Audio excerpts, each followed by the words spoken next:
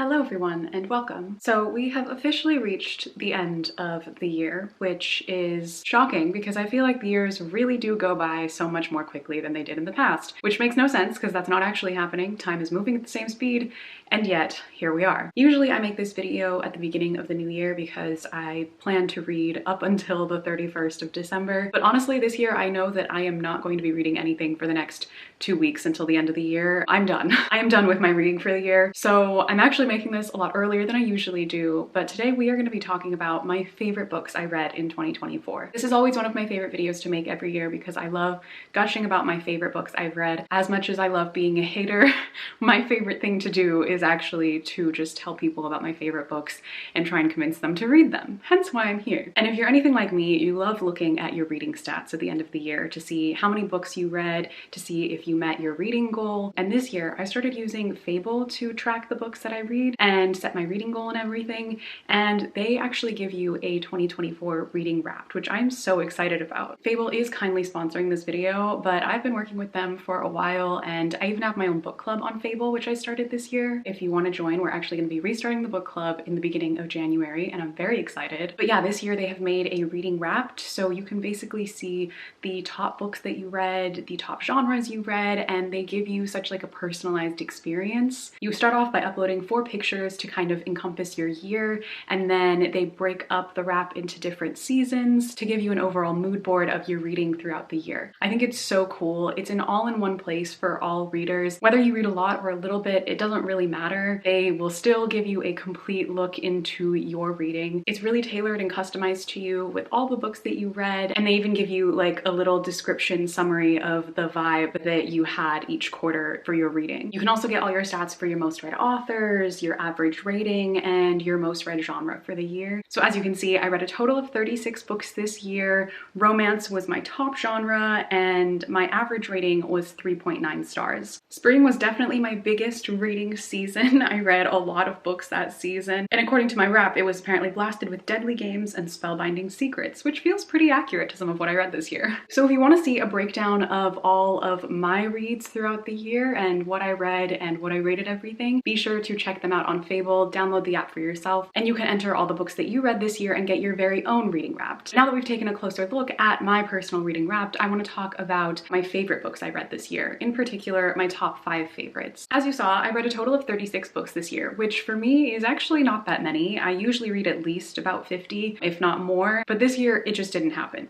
Which is fine. Some years you read a lot more than others, and that's okay. But among the books that I did read, I read quite a few I really liked, but to be honest with you, overall, the consensus that I was feeling as I was reading this year was that I was just kind of bored for the most part. I only read a few standout books where I was like, that was incredible, that feels like a new favorite, that was life-changing in some way. But for the most part, most of the books I read I enjoyed. I just wasn't obsessed with them the way that I want to be every time I finish a book. But yeah, that's why I'm only picking a top 5 this year. While like I said, there were more that I still really loved and I'd absolutely recommend. I gave them 4 stars. Some of those I think I gave even more than 4 stars, but they just don't make it onto my list of favorites.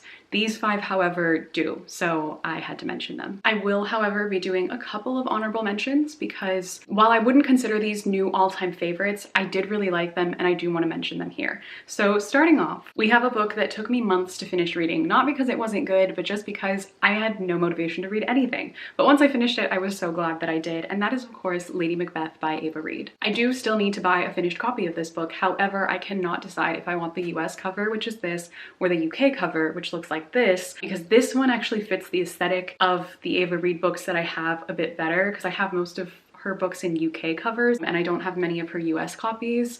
So I think I want this one, but I still really like this one, so I can't decide. Hence why I'm still stuck with the ARC. But tangent aside, I really enjoyed this. A retelling of Macbeth from the perspective of Lady Macbeth, essentially, so it gives us her story instead. It's very gothic and eerie and dark, and that's exactly what I always want from any Ava Reid book that I read, and it's what I think she does best. So I loved this. I think it lives up to the hype, and and it was the perfect thing to read in October. Next up, I have a book I read pretty early on this year, and it is still one that I keep thinking about, so it had to be an honorable mention, and that is Rouge by Mona Awad. This is a literary fiction novel with some elements of surrealism where we follow our main character whose mother recently passed away, and while trying to cope with her own grief and the complicated relationship she had with her mother, she is also obsessed with skincare, just as her mother was. So this book kind of is a commentary, a social commentary and satire on the modern beauty industry and skincare industry in particular,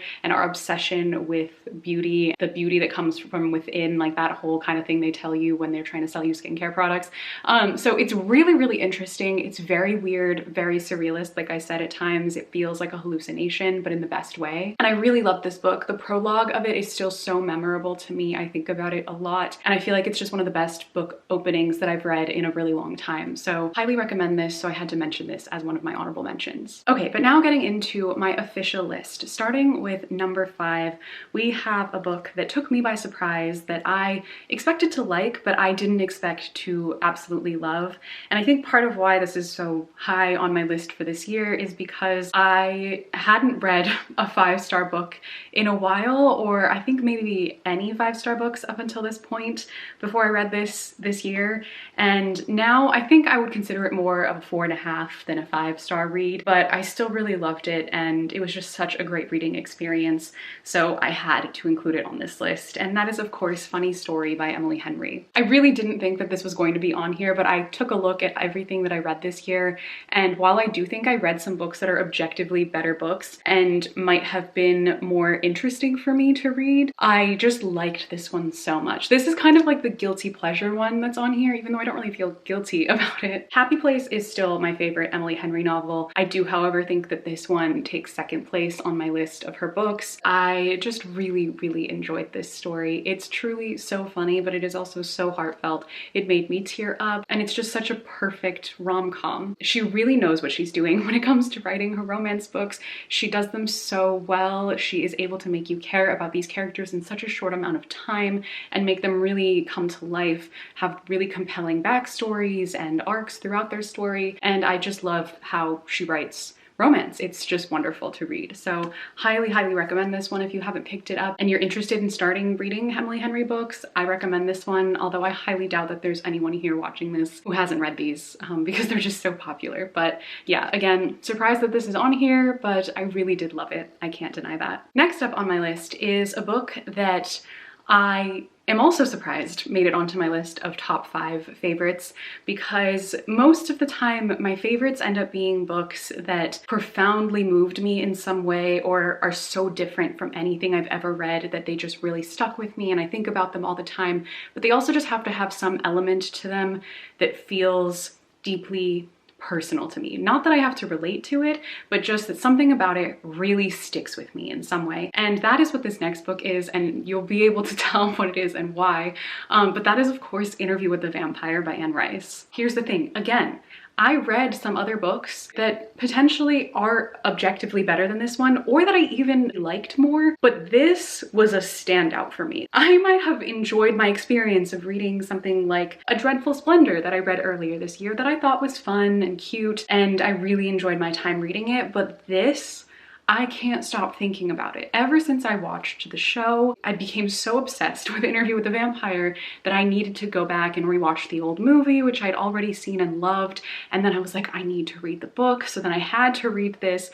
I started The Vampire Lestat this year. I still haven't finished it. I do need to get back to it, but that will be something I do next year. But I was so surprised by how much I actually ended up enjoying the book. Don't get me wrong, it's got its problems. I mean, if you're going into this expecting the TV show, it's not the same. I don't even think the TV show is trying to accomplish the same thing that this book accomplishes in this exact way, because you're gonna watch the show and you're gonna be like, oh, this is so great, this is so fun, and then you'll read the book and you'll realize that Louis is a plantation owner. So yeah, it's got its issues. I understand that. However, I think that this is a masterpiece. Like, honestly, Anne Rice might have been absolutely out of her mind, but goddamn could she write a book. I think this is probably one of the best like character studies ever written, at least that I've ever read so far in my life. I'm sure there are other excellent ones out there, but I just love getting to go into Louis de Pontelac's head because he's so crazy. I do like show Louis so much better than book Louis.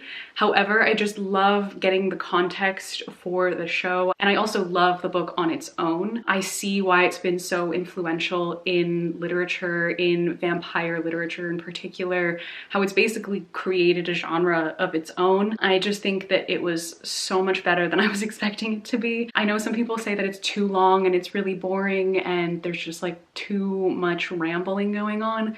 I love to yap, so I love reading about a yapper, so I don't mind. I really, really enjoyed this, and I was so surprised by how much I enjoyed it. Again, it'll never be the show, and I don't want it to be. It's not supposed to be, and that's fine. The show is literally one of my favorite pieces of media of all time. I wouldn't consider this one of my favorite books of all time, but for this year, and just in general, it's kind of up there just because of how influential I think it is. So yeah, I am so glad that I finally read this year, and I'm excited but also deeply afraid to continue reading the rest of the series. I feel like I might hate them, and that's fine. But I'm curious to know what I'll think. Moving on to my third favorite book I read this year.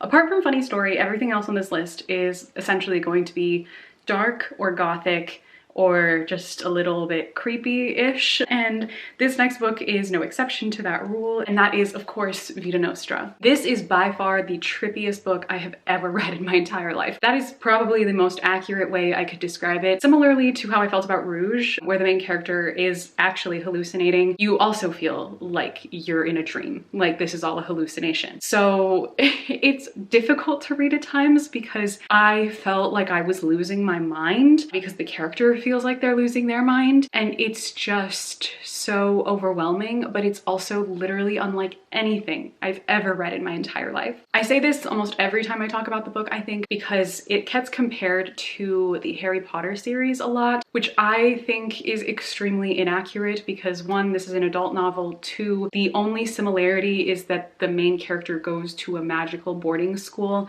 except it's not magic in the way that like you think of Harry Potter with like wizards and wands magic. It's something else entirely.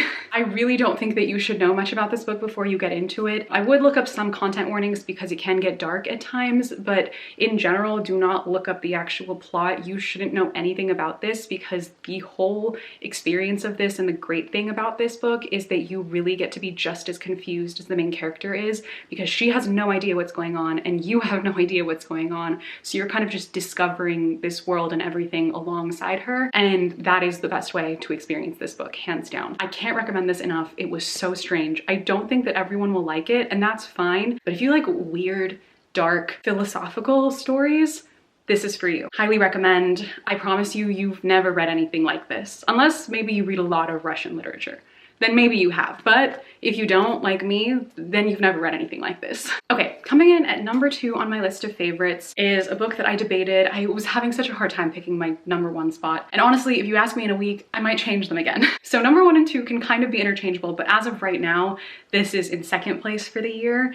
And that absolutely had to go to Mexican Gothic by Silvia Moreno Garcia. Everyone had been telling me for years, Hannah, you have to read this book. You're gonna love it. And I just didn't read it. I just kept putting it off. But this year I finally did, and I'm so glad because it was sensational. This is truly a perfect Gothic novel. It has so many of my favorite themes and tropes that are in Gothic stories and horror stories, in particular the like haunted house, like the house that kind of has a life of its own. I love that trope, and it's in a lot of my favorite Gothic and horror stories, and I think that the twist that this one has on it is so well done. Again, another book that you really shouldn't know anything about going into it. I would look up content warnings. Being a Gothic horror novel, it does get dark, it does get disturbing at times. There are lots of heavier themes that are present in the story, but if you like that as a genre, which I really do, and this has very much been a year of Gothic horror for me, I just feel like this one hits every element of that genre so perfectly. It's very tense and thrilling, and I just remember there was a point where I was listening to the audiobook for this one, and I was literally just pacing around my room screaming at the book like, get out, get out, get out of there, you have to get out of there, because it wasn't happening fast enough. And it kind of just like felt like watching watching a movie. That's how vivid the descriptions in this book were and how well written the story is. So yeah, thank you to everyone who told me to read this. Thank you for knowing my taste so well and for recommending such a fantastic book. And now I'm going to be recommending it to all of you. If you still haven't read it, please pick it up. It's so, so good. And I feel like it would be a really good intro or entry book into the Gothic or Gothic horror genre if you don't read much of that, but you want to get more into it. I feel like it's pretty accessible in terms of the writing and the language and the structure of the story as well. I think it's really simplistic, but that's what makes it so, so well done, because every element had to be executed perfectly, and it is. And this is definitely a book that has made it onto my A Clockwork Reader reading list. I've got to do an updated one of those, maybe next year. All right, and then finally coming in at number 1, my favorite book that I read this year has to be Pure Essie. This is another book that everyone was like, Hannah, you have to read it. You're going to love it. It'll be a new favorite for you. You were all right. It is. It's phenomenal. This is exactly the type of story I love. Despite the fact that my Fable reading wrap-up says that romance was my top genre this year, that's only because I read so much of the Sign of Affection volumes of the manga. I read like 7 of the volumes of that manga, and those are all romance, plus like 2 other romance books this year. So it seems like I read a lot more romance than anything else. But the thing I actually read more than anything else is horror and Gothic horror, and then like dark academia, and I don't know where you would categorize this, but books that make you feel like you're living in a dream or hallucinating. That's what I actually read the most of this year, and this is another one of those. So just like Rouge and Vita Nostra, this is another book that you will literally feel like you're losing your mind while you are reading it, because the character is kind of losing their mind. Another one that's a very philosophical novel that will very much get you in your head and get you thinking, which I always love, but another one that I think you shouldn't know anything about before you start it. I genuinely thought this was like a Greek myth retelling or something before I started reading this book, so I was in for a complete surprise, because while it has references to Greek mythology and other things, it's not actually a retelling or anything like that, but it feels like its own fairy tale. This is a perfect book to me in the sense that it feels exactly how I want to feel while I read a book. You know how people make a lot of like book aesthetic content where they don't actually really read necessarily, but they make the aesthetic of reading seem desirable in some way, and the feeling that that type of content elicits from you. I feel like that's what this book actually feels like. When you want to be sitting in one of those like really aesthetically pleasing cozy rooms surrounded by books and reading just a fantastic book, this is the book you want to be reading while you're there. Yeah. It's literally blurbed by Madeline Miller and Erin Morgenstern on the back, 2 of my favorite authors who've written 2 of my favorite books ever. And now this is a new favorite. I want to read other things Susanna Clarke has written because I feel like I will also love those, but I'm not sure that anything could ever really touch this. This is such a special, special story. It's really not very long. You can read it so quickly, and it is so, so worth it. I can't recommend this book enough. Again, I will not actually tell you what it's about because you shouldn't know. I highly, highly recommend it, and I'm so glad that I finally read it and can call it a new favorite. But there you all have it. That is it for my list of favorite books I read in 2024. I am so glad that I found these books and that I can call them new favorites and that I've experienced these beautiful stories. And I'm so excited for next year and for all of the new books that I'll get to experience. If you've read any of these and they made it onto your list of favorites this year, let me know. But also let me know what your top 2 favorite books were from this year. This is also going to be my last video for this year, so I won't be uploading anything after this. I will see you in the new year. And I know that my uploading has been really sporadic this year. Like I mentioned briefly, this was a really tough year for me. It's been a tough couple of years, but this year in particular was really rough, and uploading just wasn't a priority, even though I want it to be. But next year I have lots of plans and high hopes and things I want to work on and share with you. So I do plan to stay more consistent with that.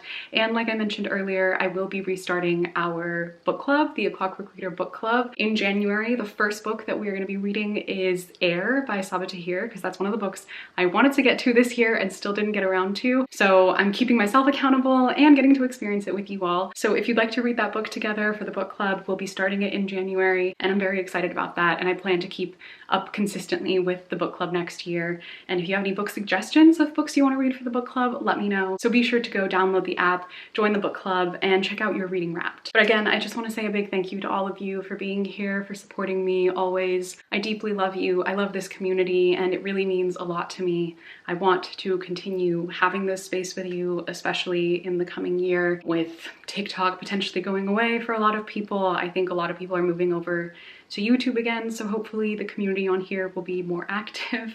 I plan to be more active on here, so I want us to have this space together to talk about and share our love for reading and discuss everything that comes with that. So yeah, again, thank you all so much for being here all year, for being the best. I'm excited for the start of this next year and excited to share it with you. So thank you for watching. If you would like to follow me on any of my social media, as always, my links are in the description box, but I will see you all next year. Bye.